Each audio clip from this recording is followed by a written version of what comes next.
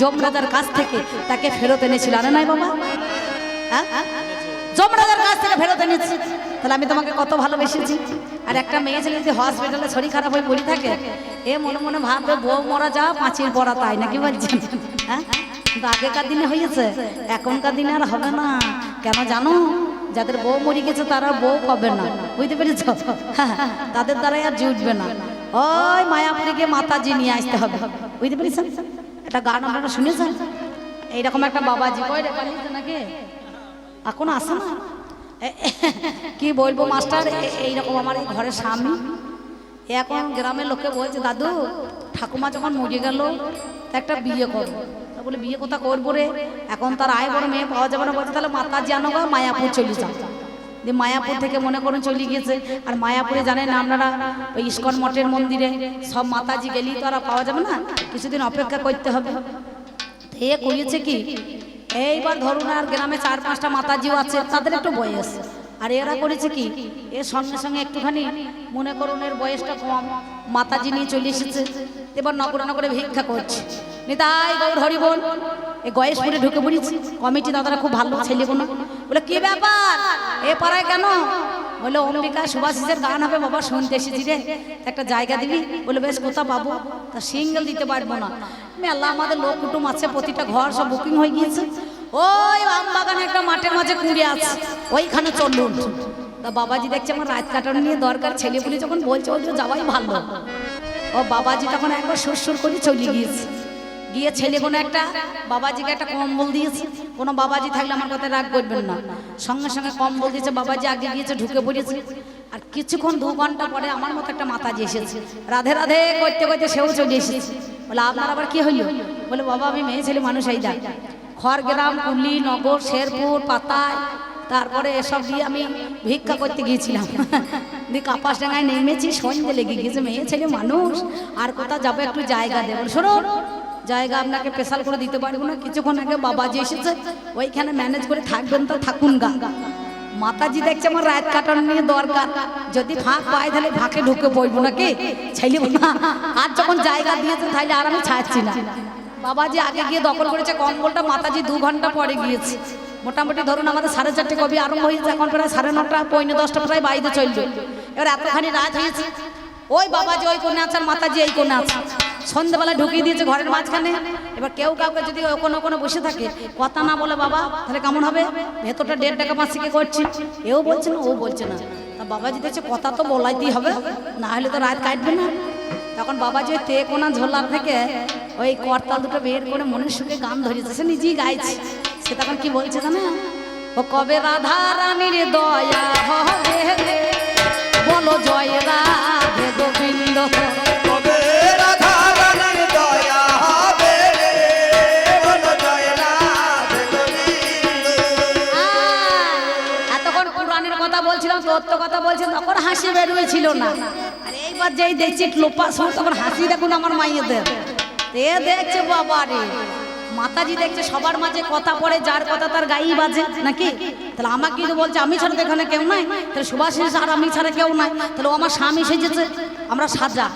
ও আমার আসল স্বামী বটে না, আমি ওর আসল বউ বটি নাকি বাবা? এই টাকার জন্য কমিটি দাদারা স্বামী স্ত্রী সাজিয়েছে, তার সঙ্গে সঙ্গে অভিনয়ের মঞ্চে দাঁড়িয়ে এখন তো বটি নাকি। সঙ্গে সঙ্গে তখন কি করেছে না, যেই বলিয়েছে। আর মাতাজি দেখছে এবার আমাকে তো একটা কিছু করতে হবে। ও তখন ওই যে প্রেম জুড়ি বাজাইছিল না আসলে, ওই রকম প্রেম জুড়ি নিয়ে মাতাজি তখন বলছে, কবে বোঝের রাধা কৃষ্ণ পাবে রে, বলো জয় রাধে গোবিন্দ। কবে বোঝে রাধা কৃষ্ণ পাবে রে, বলো জয় রাধে গোবিন্দ। কবে বোঝে রাধা কৃষ্ণ পাবে রে, বলো জয় রাধে গোবিন্দ। যেই বলেছে কবে বোঝের রাধা কৃষ্ণ পাবে রে, জয় রাধে গোবিন্দ, আরে তখন বলছে কবে রাধা রানীর দয়া হবে রে, মানে দয়া হবে। আরে বলছে বোঝের রাধা কৃষ্ণ পাবে। তখন বাবাজি আবার সুর দিচ্ছে, তবে অমর কেন দূরে দূরে রে, বলো জয় রাধে গোবিন্দ। তবে আবার কেন দূরে দূরে রে, বলো জয় রাধে গোবিন্দ। তবে যেই বলেছে আবার কেন দূরে দূরে রে, জয় রাধে গোবিন্দ। আর মাতাজি দেখছে এই সময় তো পেয়ে গিয়েছি, তাহলে আর তো ছাড়া যাবে না। এ মাতাজি তখন আমার সুর দিচ্ছে, তবে এখন হইল হতে পারে, বলো জয় রাধে গোবিন্দ। তবে এখন হলে হতে পারে বলো জয় রাধে গোবিন্দ। খারাপ ভেবে নেবেন না, আমি মঞ্চে দাঁড়িয়ে এতগুলো ভক্তের সামনে খারাপ কথা বলবো না। কৃষ্ণ প্রেম যার অন্তরে লেগেছে নয়ন দেখলে যাইছে না। কৃষ্ণ প্রেমের প্রেমিক যারা কৃষ্ণকে আশ্রয় করে তারা সংসার ছেড়ে দিয়ে হয় বনের মধ্যে একাকিত খারা। তাহলে স্বামী স্ত্রীর যে দীক্ষা দেখবেন, যদি কেউ ভুলে যায় তাহলে স্বামী যদি ভুলে যায় স্ত্রীর কাছে জানা যাবে না, আর স্ত্রী যদি ভুলে যায় তার স্বামীর কাছে জানা যাবে না, সেই গুরুর কাছে জানতে হবে। তাহলে কাম বীজ কাম গায়ত্রী মন্ত্র সে কিন্তু দূরে দূরে বলা হয় না, নাকি বাবা? এই কৃষ্ণ প্রেমের যে গোপন কথা সেটা কিন্তু একটু কাছে আসতে হবে। বলে এখন হলেও হইতে পারে, মানে রাত্রিবেলায় বলে না, সকালবেলায় যে যার নগরে নগরে ভিক্ষায় চলে যাবে। ঋষি সাধুরা আছে, তারা নারীকে পাওয়ার জন্য এই কৌশিকী অমাবস্যাতে, সামনে যে কৌশিক অমাবস্যা আসছে বাবা ভাদ্র মাসে, হ্যাঁ, বামাকে বা সাধনায় সিদ্ধি লাভ করেছিল কোন নারী? নারী শক্তি, হ্যাঁ, আদ্যা শক্তি মহামায়া। কুলকুণ্ডলিনী ব্রহ্মাময়ী উমা 3.5 প্যাচে প্যাচ মেরে মূলাধারে বাবার মুখে মুখ লাগিয়ে মামার পরম সুখে ঘুমাইছে। 72,000 নারী রয় দেখো সারি সারি, 72,000 নারী রয় দেখো সারি সারি। এই কথাটা সত্যি বটে শোনো কর্ণ ভরি, এই কথাটা সত্য বটে শোনো কর্ণ ভরি। 72,000-এর মধ্যে 24,000 প্রধান, 24,000-এর মধ্যে দিল 3,500 সমাধান, 3,500-এর মধ্যে 3টে নারী, কারণ ইরা, পিঙ্গলা, সুষুম্না, নাকি বাবা? হ্যাঁ, যারা সাধক রেচক কম্বক যোগের দ্বারায় নারীকে জগিয়ে তুলতে পারে। অখণ্ড রতি হরি ভজন ভারী মিঠা, হরি ভজন করবি তো ছাঁচার জল মর কোচাতে ওঠা, নাকি বলছেন? নারী শুধু ভোগের বস্তু নয়, নারীকে সঙ্গ করলে তার ব্রহ্ম হবে না ক্ষয়, নাকি? এই ব্রহ্মকে ধরে রাখতে হবে। সেটা কে করবে? না, সাধন ভজন করতে গেলে 3টে অক্ষর লাগে, একটা ভ, একটা বর্গীর্য, একটা দন্তান্ন। ভকারে ভক্তি ভরি, বর্গীর্যের জন্মস্থলে, দন্তানে নৃত্য করে যেজন, তাদের দ্বারাই হয় সাধন ভজন, নাকি বাবা? 72,000 নারী রয় দেখো সারি সারি। এই কথাটা সত্য বটে শোনো কর্ণ ভরি, এই কথাটা সত্য বটে শোনো কর্ণ ভরি। তুমি সুষুম্নারে সঙ্গে লইয়ে, তুমি সুষুম্নারে সঙ্গে লইয়ে যেও নারীর বাড়ি, জয় নারী বাড়ি রে জয় নারী বাড়ি, জয় নারী বাড়ি রে জয় নারী। ওই সাধন করো লঙ্কা নারী, আগে সাধন করো লঙ্কা নারী, আগে সাধন করো লঙ্কা নারী, আগে সাধন করো লঙ্কা নারী, আগে সাধন করো লঙ্কা নারী।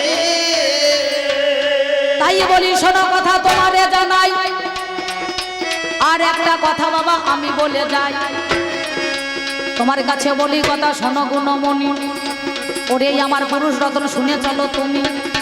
কি বলিব সত্য কথা তোমারে জানাই, এই বীরভূম জেলায় জানেন মহাশয়, কেন্দ্র বিল্ল গ্রামেতে অজয় কুলে যারে বাস ওঠেছিল, নাম যারে জয়ী দেবে অমনি ওরে বলো। জয়দেব গোস্বামী তিনি গীত গোবিন্দ রচনা করেছিলেন, হাই সবার আছে জানা বাবা, মিথ্যা কবু নয়। গীত গোবিন্দ রচনা করেছিলেন, কি করেছিলেন? সারাগারল খণ্ডনম মম শিরসি বন্দনম দেহি পদ পল্লব মুদারম। জয়দেব লিখিতে না পারে, রাধারানী চরম দুখানি গোবিন্দের মাথায় দিতে পারে নাই ওরে। ভক্ত বাঞ্ছা কল্প তরু ভক্তাদের গোবিন্দ, ভক্ত যদি সুখে থাকে পাই তাতে আনন্দ। ভক্তই আমার মাতা পিতা, ভক্তই আমার গুরু, ভক্ততে নাম দিয়েছে বাঞ্ছা কল্প তরু। ভক্ত বড় সত্য কথা, গুরু রয়ে বসে, গাছের ফলে গাছে থাকে, মোটা বরে খসে। যিনি অনাদি আদি গোবিন্দের সর্বের কারণ, কারণের মূল হলো সেই দেখো কৃষ্ণধন জগৎ শ্যামচি গণে কালো। এদিকেতে কি করিল জানেন মহাশয়, নিত্য নিত্য জয়দেব আমার গঙ্গা স্নানে যায়। তার স্ত্রী দেখো পদ্মাবতী হলো, কেমন আমার সতী নারী জানেন সুধী দল। নিজে আগে স্বামী সেবা দিত, পদসেবা করিত গো জানি, পদসেবা করে আমার ওই নারী শুনি। নিজে কি করিল তৈল মর্দনে করে দিত স্বামীর রেহাই, নিদ্রাতে যখন যেত স্বামী মহাশয়। একটু প্রসাদ ওইখানে তার পাতে থাকতো, সেই প্রসাদ নিজ হস্তে গ্রহণ করে নিত। পতির পুণ্যে সতীর লাভ সবার আছে জানা, সত্যিকারে দিয়ে যাই তাহারও ঠিকানা। এই কথা কি বলিব শোনো পুরুষ তুমি, তোমার কাছে বলছি কথা শোনো গুণমণি। এইবার কি করিল জয়দেব বলে হাই, নিত্য নিত্য দেখো আমার গঙ্গা স্নানে যায়। একদিন গীত গোবিন্দ সম্পূর্ণ না করার তাগিদায় জানে ভগবান জয়দেবের রূপ ধারণ করে দরজায় দাঁড়াইলেন তিনি। ওগো আমার পদ্মাবতী করি নিবেদন, তাড়াতাড়ি দাও না সেবা মনের মতন। পদ্মা বলে স্বামী গো আগে গোবিন্দ সেবা করো, পরে তুমি নিজে সেবা করো, আমার কথা ধরো। আজ তাড়াতাড়ি কেন এলে তুমি চলে জানি, শরীরটা কি ভালো নাই বলো আমি শুনি। সেই সময়ে ভগবান জয়দেব রূপে কয় তাড়াতাড়ি চলে এলাম শোনো সমুদয়। এই কথা যখন আমার বলিবারে দিল, পদ্মাবতী স্বামী জ্ঞান ভগবানকে সেবা দিয়েছিল। সেবা দিয়ে শয়ন কক্ষে সেজনে চলে যায়, অসম্পূর্ণ রয়ে গেছে গীত গোবিন্দ হায়। যে লেখা লিখতে পারে নাই জয়দেব গোস্বামী জানি, তিনি আমার কি করিলেন জগৎ শ্যাম চিন্তামণি সুন্দরভাবে লিখে দিলেন। সেই কলম চালিয়ে হাই সরগর লখণ্ডলম মম শিরস্য মন্ডনম দেহি পদপল্লবমুদারম। জয়দেব নিজে লিখে না পারে, ভগবান লিখে দিল দেখো ভক্তের বাঞ্ছাই ওরে। শয়ন দেখে পদ্মাবতী যেমন তৈল মর্দনে করিবারে ছিল, গোবিন্দ শয়ন দেখে নিজে ফিরে এলো। এমন সময় একটু থালায় প্রসাদ যেই মুখের মধ্যে দেয়, আর আসলে জয়দেব বাবারে দরজাতে দাঁড়া। সঙ্গে সঙ্গে পদ্মাবতীকে বলছে পদ্মা আমার আগে তুমি নিত্য নিত্য প্রত্যেক দিন বোধহয় আহার করো, নিজে আহার করে তবে আমার সেবা দাও। পদ্মাবতী বলছে তুমি বলো না বলো না বলো না বলো না, বলো না বলো না, বলো না বলো না, আগে সেবা স্বামীর দিগ। বলো না আগে সেবা আমি গো, বলো না বলো না। তুমি এ কি বলছো, আমি প্রত্যেক দিন তোমার আগে সেবা দিই। পদ্মাবতী ফিরে পড়ে গিয়েছে, ঘরে জয়দেব আর বাইরে জয়দেব নাকি বাবা। বলে এই তো আমি তোমার সেবা দিয়ে তোমার তৈল মর্দন করে দিয়েছি, পদ সেবা দিয়ে তোমার স্বয়ং দেখে তোমার একটু প্রসাদ আমি গ্রহণ করছি। সঙ্গে সঙ্গে পদ্মার কাছে আমার তর্কিত করিল, হাতে ধরে পদ্মাবতী ঘরে নিয়ে গেল। আর কি আমার থাকতে পারে, জনার্দন যিনি ঋষিকেশ বৈকুণ্ঠ বামনরে তিনি। সম্মুখে দাঁড়িয়ে জয়দেবকে কর্ম করিল, মকরন্দ গন্ধ তখন নাসিকাতে গেল। গীত গোবিন্দ খুলে আমার দেখিবারে পাই, যেটাই আমার সম্পূর্ণ করতে পারে না। ভগবান সেদিন আমার লিখেছে জানি, আমার শ্লোক সিদ্ধান্ত করিয়া বাবা তিনি আমার রাধারানী চন্দ্রকানী মাতাতে দিল। আপনারা জ্ঞানী জনে জানেন শুধু দল, এইবারে দেখিবারে যখন ওরে পাই, আপনারা জ্ঞানী জনে জানেন তা সবাই। সেই সময়ে পদ্মার কাছে জয়দেব কর জোরে কহিতেছে বাণী, ও গো আমার পদ্মাবতী শোনো মোর বাণী। এতদিন গোবিন্দ রচনা করিলাম, ভগবানের দেখা পেলাম না তো হাই। ধন্য ধন্য নারী তুমি তোমারে জানাই। এতদিন আমি গীত গোবিন্দ রচনা করলাম, ভগবানের আমি দেখা পেলাম না। ধন্য তুমি সতী নারী, পতিব্রতা সতী। যেটা আমরা বাজার থেকে নৈবেদ্য ফল মিষ্টান্ন ইত্যাদি কিনে নিয়ে এসে নৈবেদ্য সাজিয়ে ওই দেবতার চরণে অর্পণ করি, সেটা হচ্ছে প্রসাদ। আর গোবিন্দ যে প্রসাদ খেয়ে উগুলে দিয়েছে সেটা হচ্ছে উচ্ছিষ্ট, ওটা হচ্ছে মহা মহা প্রসাদ ভক্তদের কাছে নাকি বাবা। সঙ্গে সঙ্গে কি করিল, তোমার একটু প্রসাদ দাও না বদনে, ও গই আমার পদ্মাবতী নিজ আজ গুণে। সেই সময়ে পদ্মার কাছে করে জোরে গায়, একটু প্রসাদ বদন দিল মিথ্যা বলি নাই। তাই বলি পাল্লাদারে ভেবে দেখো মনে, নারী আমার কি করিল তোমারও যতনে। কেনই আমার নারীকে এমন কথা কও, তুমি একটু নিজের হস্তে ভালো কথা আমার কাছে না। তুমি জেনে যাও তুমি শুনে যাও, জেনে যাও তুমি শুনে যাও,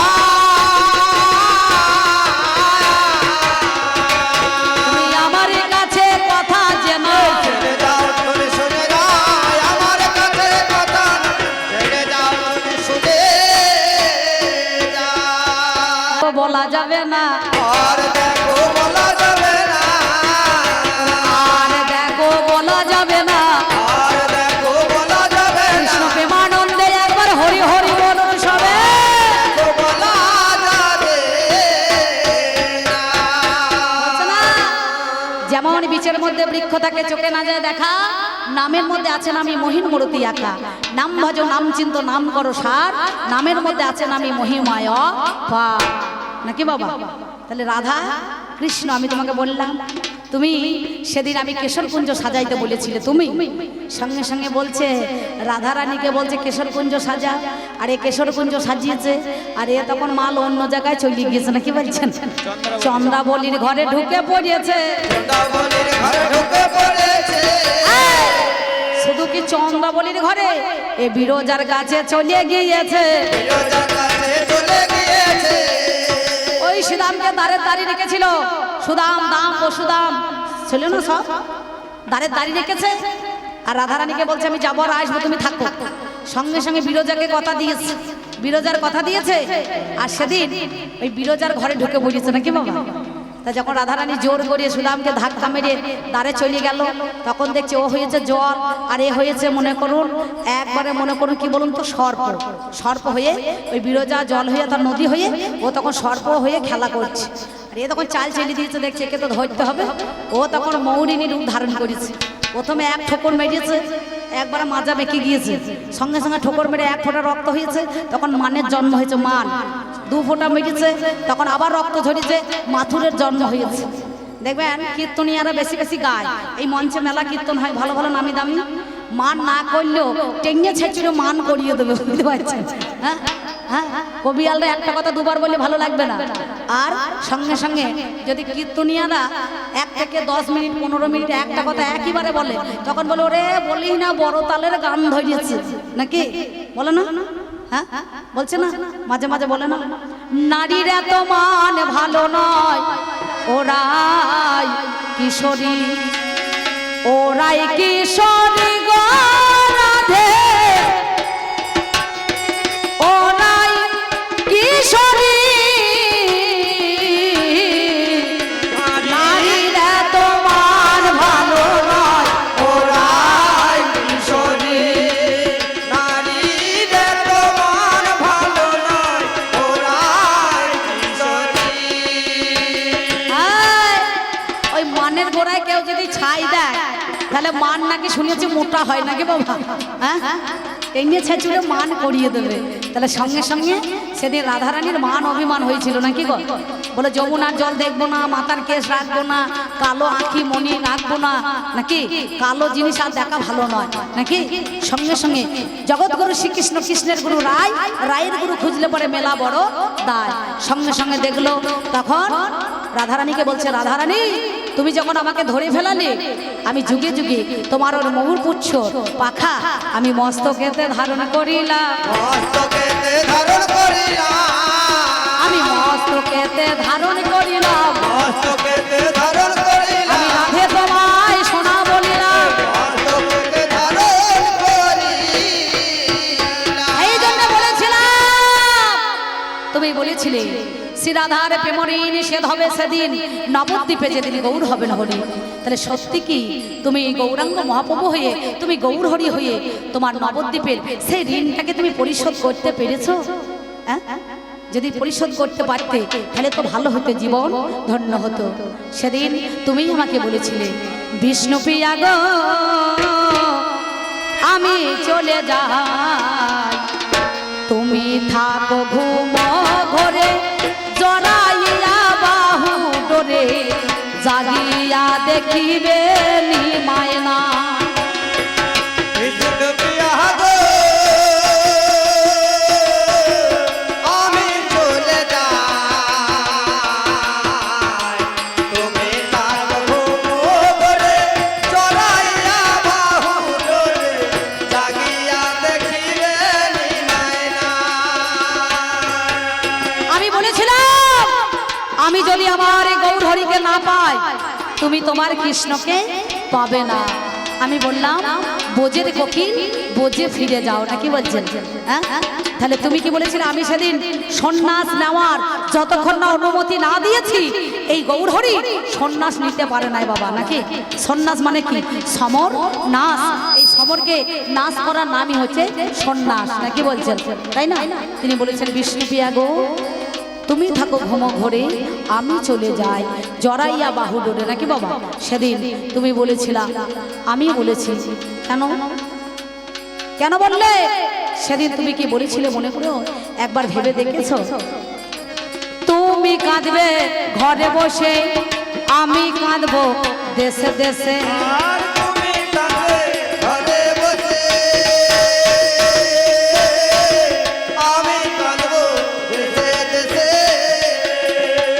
জগৎবাসী দেখিবে সবাই, জগৎবাসী দেখিবে সবাই।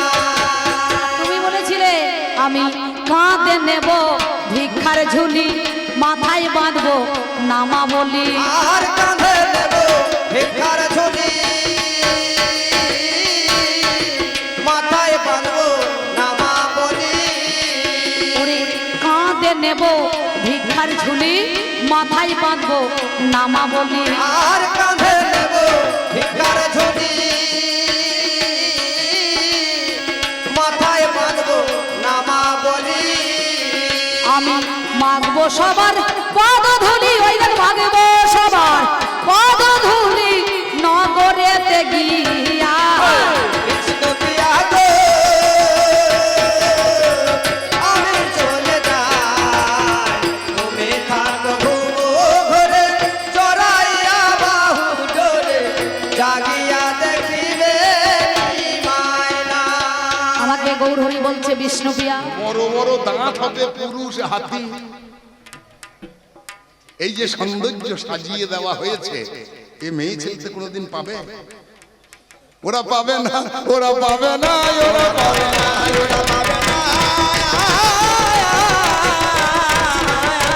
ওদের বিউটি পার্লার যেতেই হবে। পাবে না, ওরা পায়, ওদের বিউটি পার্লার যেতেই হবে। তাই আমরা পুরুষ আমাদেরকে গোবিন্দ সাজিয়ে রেখে দিয়েছে। ময়ূরের পেখম দিয়েছে, হরিণের প্রস্তুতি দিয়েছে, হ্যাঁ, নাগের মণি দিয়েছে, হাতির দাঁত দিয়ে সুন্দরভাবে সাজিয়ে রেখেছে। এই সমাজে পুরুষ এসে থেকেই সেই যে আছে সাজার দরকার।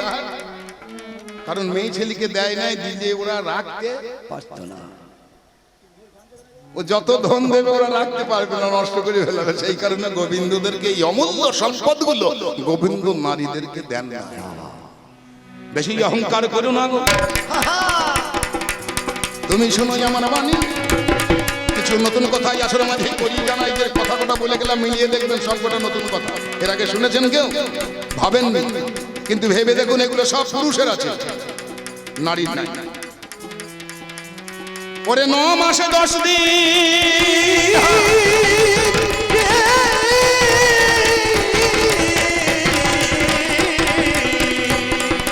9 মাসে 10 দিন কারখানায় ভোগে মায়ের গর্ভ, নাকি? 9 মাস 10 দিন বিন্দু থেকে সিন্ধু তুমি দিলে তৈরি করি। কোনদিন ভেবেছেন অন্তরে আমার মায়ের গর্ভের দাম দেওয়া যায় না?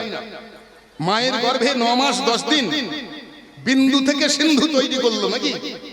একটা বিন্দু থেকে পূর্ণাঙ্গ একটা মানব দেহ সৃষ্টি করলেন। 9 মাসের কারখানায় তৈরি হলো। 9 মাস 10 দিনের কারখানাতে একটা বিন্দু থেকে একটা সিন্ধু সৃষ্টি করে যখন প্রসব হলো, তখন বলছে ওরে বাবার মতনে দেখতে হয়েছে। বাবার মায়ের মতো দেখতে হয়েছে। কারখানাটা তোমার বাবা নাম হয়েছে কি মশাই? হচ্ছে না মশাই। মা ভেবেছে কোনদিন কারখানা তোমার? 9 মাস 10 দিন বিন্দু থেকে তৈরি করলে একটা মানব দেহ। 9 মাস 10 দিন আপনার কারখানায় ছিল, তাহলে আপনার কারখানার প্রোডাকশন সেটার মতন হবে। কিন্তু যখন প্রসব হইলো দাইমা এসে বলছে বাবার মতনে দেখতে হয়েছে। বাবার মতো দেখতে হয়েছে। একবার হরি বলে, হরি বলে, হরি বলে। বাবার মতো দেখতে হয়েছে রে। তাহলে ওদের গরবটা কিসের আর অহংকারটা কিসের? ওদেরকে আমরা ঘরে পুষি, তার একটা কারণ আছে। আমাদের শাস্ত্র বলছে পুত্রার্থে ক্রিয়াতে ভাজ্যা পুত্র পিণ্ড প্রয়োজনম। এই মানব দেহ যখন গত হবে, এই দেহের ভিতরে আছে মানব আত্মা, জীব আত্মা। এই জীব আত্মা পুত্রের পিণ্ড দানের পরে জীব আত্মার সদ্গতি হবে। আমরা গয়াতে গিয়ে পিণ্ড দান করি, সেই পিণ্ড দেবে কে? আমার আত্মজ, আমার ঔরসজাত আমার সন্তান। আমার পিণ্ড দান করলে আমার আত্মার সদ্গতি হবে। আর এই আমার ঔরসজাত সন্তানটা, ওটা টাকা দিয়ে বাজারে পাওয়া যাবে না। টাকা দিয়ে বাজারে পাওয়া যাবে না। যাবে বাবা? ওইটা টাকা দিয়ে পাওয়া যাবে না। ওটা ভাত রাঁধার লোক পাওয়া যাবে, বিছানা পাড়ার লোক পাওয়া যাবে, পাট করুনি পাওয়া যাবে, সব পাওয়া যাবে। কিন্তু আমার ঔরসে আমাকে বাবা বলে ডাকার একটা ধন বাজারে মিলবে না। যার জন্য সবাই আমরা ভূত পুষছি। শুধু ওই কারণে ভূত পুষছি, আমার একটা ছেলে হবে, সে আমাকে পিণ্ডি দেবে, আমার আত্মার সদ্গতি হবে, আর আমার বংশে বাড়বে। হরে কৃষ্ণ। ওই জন্য দিনকা মোহিনী রাতকা বাঘিনী পরতে পরতে চষে সব জেনেও বোকা পুরুষের দল ঘরে ঘরে বসে। এ কারণে একটা বাবা বলা ধনে চাই রে, বাবা বলা ধন চাই রে। ওরে না হইলে তোদের কোনো দরকার নাই। বাবা বলা ধন চাই রে, চাই রে। তাই গোবিন্দ পুরুষকে সাজিয়ে রেখেছে, গোবিন্দ পুরুষকে সব দিয়ে রেখেছে। পুরুষের দ্বারাই এই জগতের মঙ্গল হচ্ছে। আমি প্রথম পাল্লায় অল্প অল্প দিয়েছি, এই পাল্লায় সাঙ্গ করে দিয়ে বুঝিয়ে দিয়ে যাব আপনাদেরকে। ওরা শুধু নিতে এসেছে, আমরা সকাল থেকে সারা দিন শুধু দিয়ে গেলাম, সারা জীবন দিয়ে গেলাম।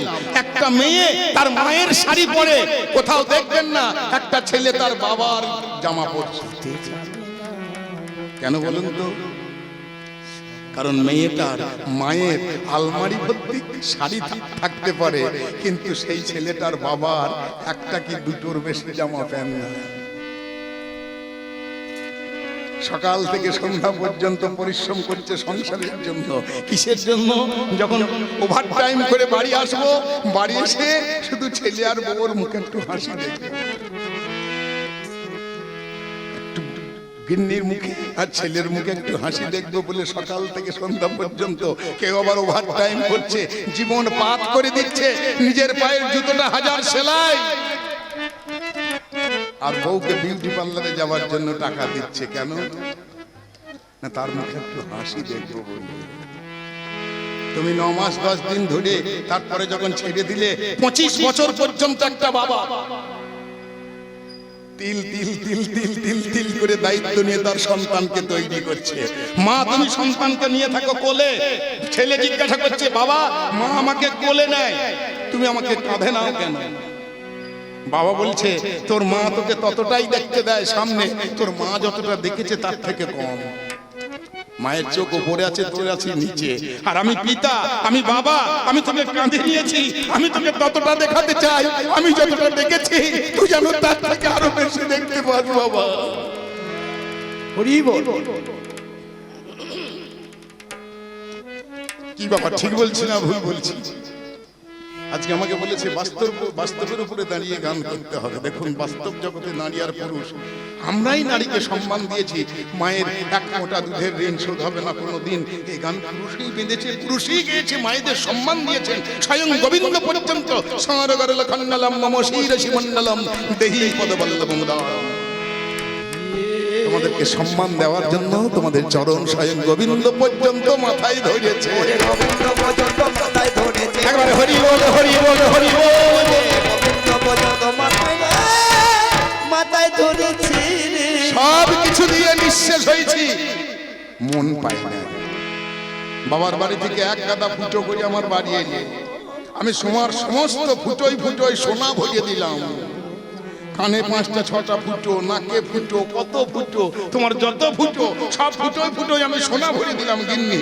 তবু তোমার কোনোদিনই মনে পেলাম না, তোমার কোনোদিন মনে পেলাম না।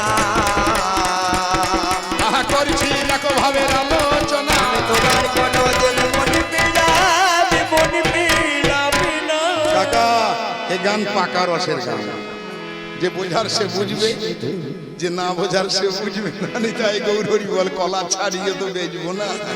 কবি গান পাকা রসের গান, কাঁচা রস দুদিন থাকলে ভুলো পড়িয়ে পচে যাবে, আর রস পেকে থাকলে সে রসের ভুলো পড়বে না। রসের ঘরের রসিক না হলে কবি গান মানায় না। চলবে না। তাই তোমার সমস্ত কিছু দিয়েও তোমার মন আমি পেলাম না। গিন্নি তুমি শোনো কথা, জানাইব সে ভারত রাধার কথা, বিষ্ণুপ্রিয়ার কথা, লক্ষ্মী নারায়ণের কথা, কইলে আসরের মাঝখানে বুঝিয়ে দিয়ে যাবো আমি মধুর কবির গান। রাধা রাধা করো তুমি,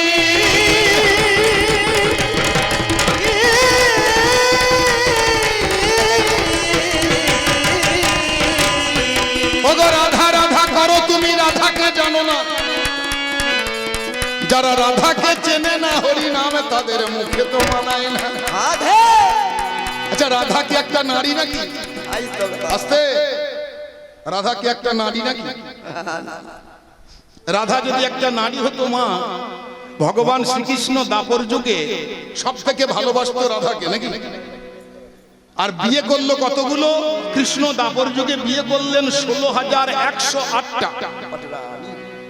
16,108টা বিবাহ করতে পারে যে পুরুষ, যাকে ভালোবাসতো তাকে বিয়ে করতে পারতো না। যে পুরুষ 16,108টা বিয়ে করতে পারে, তার থেকে যাকে বেশি ভালোবাসতো তাকে বিয়ে করতে পারতো না। কেন হইল না? কেন হইল না? কেন হইল না? কেন হইল না?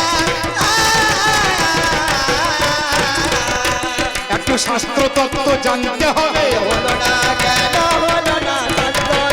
জানতে হবে।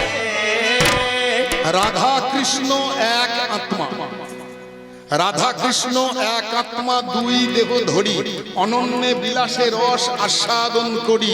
সেই দুই এক বে চৈতন্য গোসাই, নিজ রস আস্বাদিতে হইলেন এক ঠাঁই। রাধা কৃষ্ণ বলে আলাদা কিছু নাই, রাধা কৃষ্ণ এক আত্মা, দুটো দেহ ধারণ করলেন। রাধাকে কি বলা হয়? গোবিন্দের শক্তি। কি শক্তি? আল্লাহাদিনী, হুলাদিনী শক্তি। সৎ চিত আনন্দ, এই আনন্দ থেকে সৃষ্টি করলেন হুলাদিনী মানে আনন্দ, আহ্লাদ মানে আনন্দ। এই হুলাদিনী বা আহ্লাদিনী শক্তি হচ্ছে রাধা, গোবিন্দের আত্মারই একটা অংশ।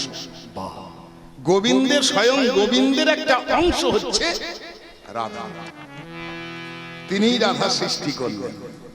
মনে মনে ভেবেছিল কোন দিনের কথা বলো, মনে মনে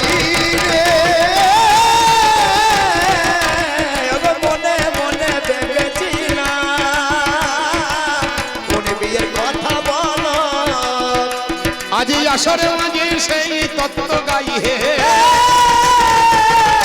আসরে মাঝে সেই তত্ত্ব গাই হে, আসরে মাঝে সেই তত্ত্ব গাই হে। সত্য যুগে সাগর মন্থন আছে অনেকে যে জানা, দেবাসুরে মন্থন করে কইলে আলোচনা, দেবতা অসুর মিলে সাগর মন্থন। সাগর মন্থন কালে উঠেছিল সুধা নাকি?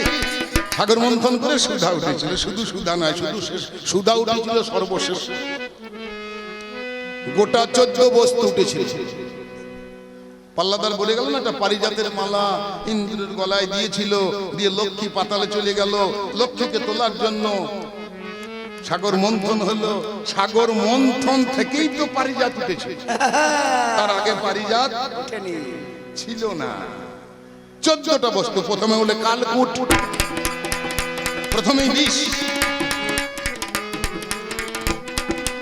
প্রথমেই উঠল কালকূট বিষ। তারপরে উচ্চস্বব একটা ঘোড়া ইন্দ্র, তারপরে ঐরাবত একটা হাতি, তারপর কামধেনু বশিষ্ঠের ঘরে ছিল।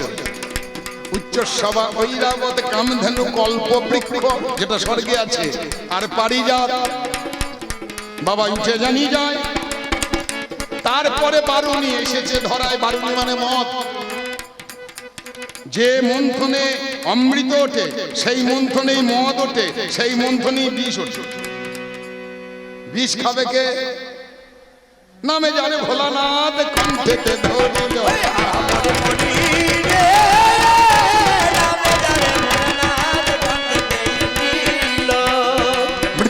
মৃত্যুঞ্জয় নামটি তাহার কে জানে না বলো।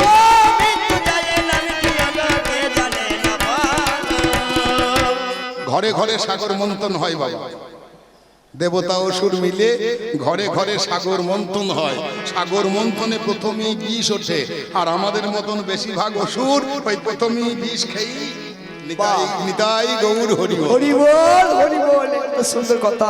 কোন মানুষ যদি গুরু আশ্রয় করে ভোলার চরণ ধরে বিষটা হজম করতে পারে, তারপর কিছুক্ষণে পরেই মদ উঠবে।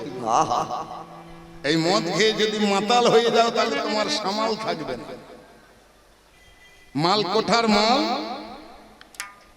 খরচা হয়ে যাবে। তাহলে মদ হেঁচোর উপরে উঠতে দিতে হবে না, শক্তির সাধনা চাই, তবে মদকে বসে রাখা যায়।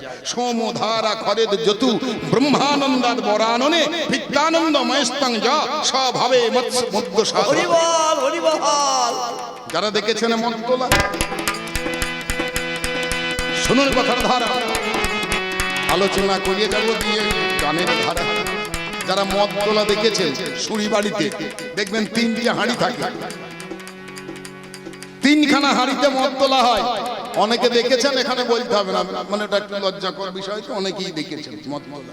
তিনটি হাঁড়ি, নিচেকার হাঁড়িটায় থাকবে সাঁটা মানে গুলুনি, গুড় বাকর ভাত। নিচেকার হাঁড়িটায় থাকবে সাঁটা, মাঝের হাঁড়িটা ফাঁকা, আর ওপর হাঁড়িতে জল। জাল পড়বে কোথা? তলাকার হাঁড়িতে। আর মদ পড়বে কোথা? ফাঁকা হাঁড়িতে। নিতাই গৌর হরি বল, হরি বল। নাভির নিম্ন ভাগ এইটা হলো ওই সাঁটা আছে গুলুনি, বুঝে নেবেন। সাঁটা আছে গুলুনি, গুড় বাকর, গোলা আছে। এই হাঁড়ি ফাঁকা, আর সহস্রারে বসানো আছে জলের হাঁড়ি।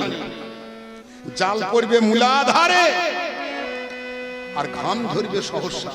নিতাই গৌর হরি বল।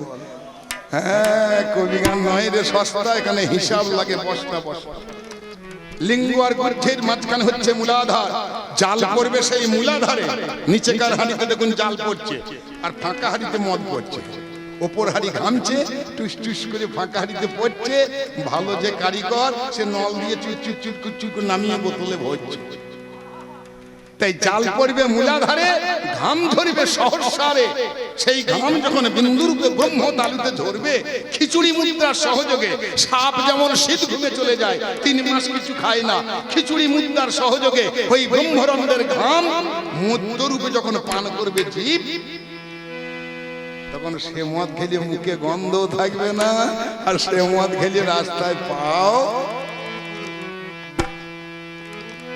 এই হচ্ছে মধ্য সাধনা।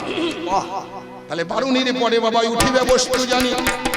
প্রথমে কি উঠলো? কালকু ঢলা হল, তারপরে কি উচ্চস্বভা ঐরাবত কামধেনু কল্পবৃক্ষ, হ্যাঁ পারিজাত, তারপরে বারুণী, তারপরে পাঞ্চজন্য সংখ্যায় উঠে গেল, যেটা গোবিন্দ বাজায়। পাঞ্চজন্য ঋষিকেশ, দেবদত্ত, ধনঞ্জয়, পাণ্ডব, দগ্ধ, মহাশঙ্খ, ভীম, কর্ম, বিকদরা, হ্যাঁ নকুল সহদেবশ্চ সুঘোষ মণি পুষ্পক ছকান সাংবাদিক কুরুক্ষেত্রের যুদ্ধ। খেপি গিন্নি রে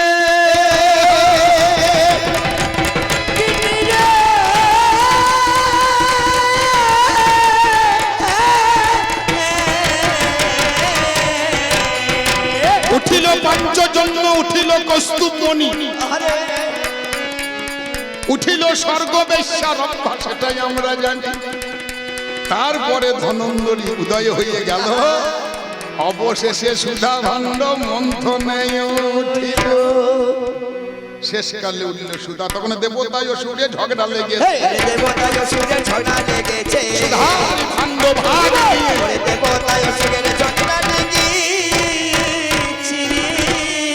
স্বয়ং নারায়ণ মোহিনী মূর্তি ধরে সুধা বন্টন করলেন নাকি?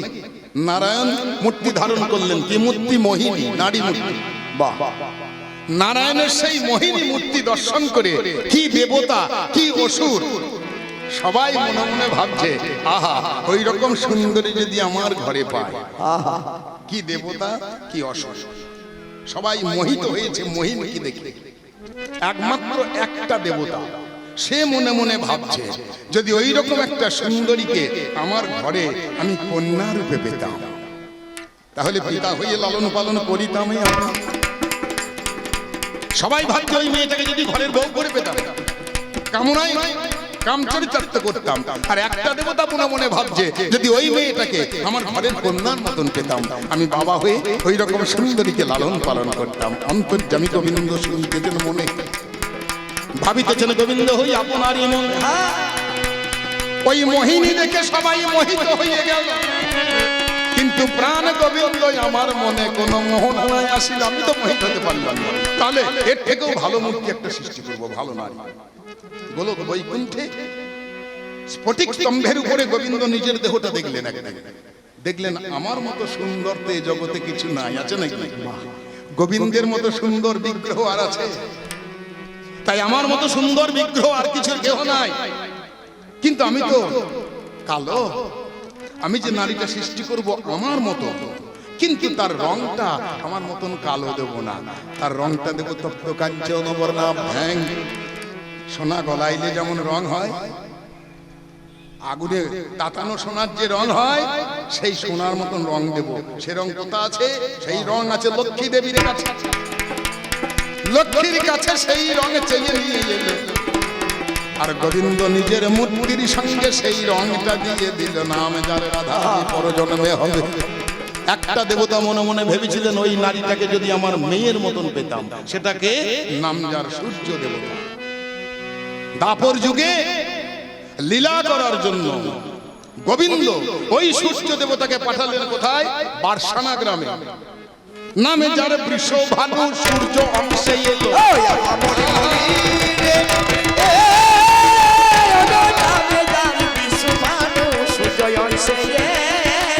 ওরে নামটি যাহার বৃষভানু সূর্য অংশে এলো।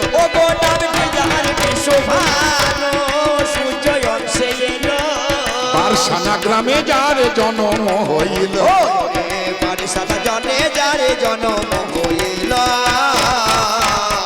আমার প্রাণ গোবিন্দ নন্দ গায়ে নাকি বসুদেব নিয়ে আসলো মাথায় করে।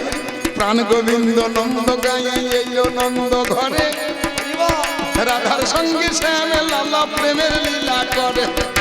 ও গিন্নি রে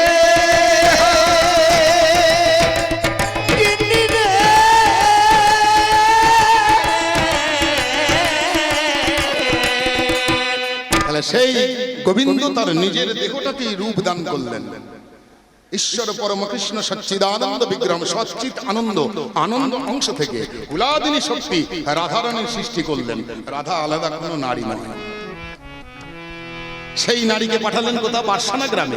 আপনারা যারা বৃন্দাবন গেছেন অবশ্যই বারসানা গেছেন, যেখানে বৃষভানু রাজা, যেখানে যে কীর্তিদা তার স্ত্রী।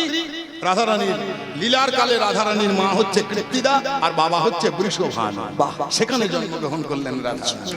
আর নন্দগাঁয়ে আসলেন নন্দলালা। ওই মাঝখানে চলল প্রীতির খেলা। রাধা বলে আলাদা কোনো নারী নাই। সেই গোবিন্দ কি করতে পারে? পুরুষ সে ফুটো করতেও পারে, ফুটো মারতেও পারে। আহা জন্ম হলো রাধারানী। ও যে নয়ন মেলে না, নয়ন মিলছে না, চোখে তাকাইছে। কিছুদিন পর মা যশোদা কানাইকে নিয়ে হামাগুড়ি দিতে শিখেছে। কানাইকে নিয়ে বারসানায় গিয়েছে কীর্তিদার ঘরে তার মেয়েকে দেখবো বলে। সবাই বলছে তোর মেয়ে নাকি নয়ন মেলে চায় না। তা কীর্তিদা বলছে আমার মেয়ে সর্বসুলক্ষণা, আমার মেয়ের মতো মেয়ে কারুর হয় নাই, কিন্তু আমার মেয়ে চোখে চাইছে না, আমার মেয়ে তাকিয়ে কাউকে দেখছে না, আমার মেয়ে বোধহয় অন্ধ। গোপালকে কোল থেকে ছোট ছেলে যদি মায়েরা কোলে নিয়ে যদি মায়ের সঙ্গে আর একটা মায়ের সঙ্গে গল্প করে, ছেলেটা কোলে থাকবে না, সে খালি ছেঁচুরে ছেঁচুরে নাম। যে মা ছেলে নিয়ে গল্প করবেন অন্য মায়ের সঙ্গে, দেখবেন ছেলে সেই গল্পে মন নাই, সে ছেঁচুরে ছেঁচুরে নামার তাল করবে। গোপাল ছেঁচুরে ছেঁচুরে নেমে পড়েছে। দোলনায় শুয়ে আছে রাধারানী। গোপাল হামাগুড়ি দিয়ে দোলনাটা ধরে রাধার নয়নে একটা থাপড় মেরেছে।